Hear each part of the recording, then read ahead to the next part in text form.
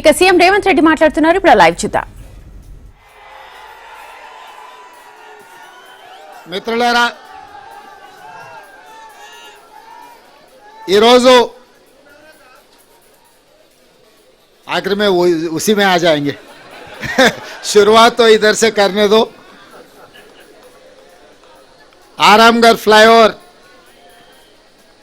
ప్రారంభోత్సవ కార్యక్రమానికి MIM party అధ్యక్షులు, హైదరాబాద్ పార్లమెంట్ సభ్యులు,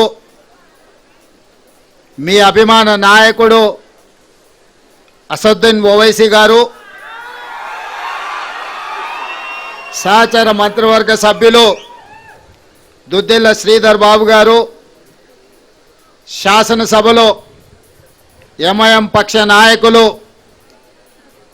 నా చిన్నప్పటి మిత్రుడు అక్బరుద్దీన్ ఓవైసీ గారు, హైదరాబాద్ నగర మేయర్ గద్వాల విజయలక్ష్మి గారు, అదేవిధంగా డిప్యూటీ మేయర్ గారు, శాసన మండలి సభ్యులు, శాసనసభ్యులు, హైదరాబాద్ నగర కార్పొరేటర్లు, కార్పొరేషన్ చైర్మన్లు, ముఖ్యంగా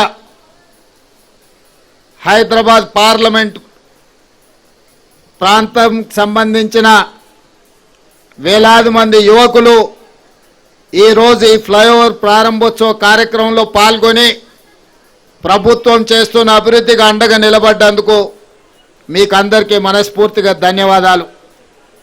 మిత్రులారా, 2005 నుంచి 2009 లోపల ఆనాడు డాక్టర్ వైఎస్ రాజశేఖర రెడ్డి గారు ముఖ్యమంత్రి ఉన్నప్పుడు 11.5 కిలోమీటర్ల మొత్తం ఉమ్మడి రాష్ట్రంలోని అతిపెద్ద ఫ్లైఓవర్ పివి నరసింహారావు గారి ఫ్లైఓవర్ ఆనాడు మనం నిర్మించుకోవడం జరిగింది. మళ్ళీ ఈరోజు కాంగ్రెస్ పార్టీ అధికారంలోకి వచ్చిన తర్వాతనే 4 కిలోమీటర్లు పైగా రెండవ అతి పొడవైన ఫ్లైఓవర్ ఈరోజు జూ పార్క్ దగ్గర ఆరాంగర్ ఫ్లైఓవర్ని మనం నిర్మించుకొని మనకు మనమే పోటీ అని ఈరోజు నిరూపించుకోవడం జరిగింది. ఇవాళ హైదరాబాదు నగర అభివృద్ధి మన తెలంగాణ అభివృద్ధి. ఈ హైదరాబాదు నగర అభివృద్ధి కోసం మన ప్రభుత్వం వచ్చినప్పటి నుండి ప్రణాళికలు చేసి, ప్రణాళికలలో భాగంగా రోడ్ల విస్తరణ, మెట్రో రైల్ నిర్మాణం, తాగునీటి సమస్యల పరిష్కారం, అదేవిధంగా శాంతి భద్రతల పరిరక్షణ, నిరుద్యోగ యువకులకు ఉద్యోగ ఉపాధి అవకాశాల కార్యక్రమాలన్నిటిని కూడా తీసుకొని ఒకటొకటిగా పరిష్కరించుకుంటూ ప్రజాప్రతినిధుల చేత చర్చ చేస్తూ ఈ సమస్యలను అన్నిటిని కూడా పరిష్కరించుకున్నాం. ఈరోజు ఈ ఫ్లైఓవర్ ప్రారంభోత్సవమే కాదు, చాంద్రాయణగుట్ట నియోజకవర్గానికి సంబంధించి సివరేజ్ ప్లాంట్స్ కోసం కూడా వందలాది కోట్ల రూపాయల నిధులు అక్బరుద్దీన్ ఓవైసీ గారు అడిగితే వాటి ప్రారంభోత్సవ కార్యక్రమాలను కూడా ఈరోజు మనము మొదలు పెట్టుకున్నాం.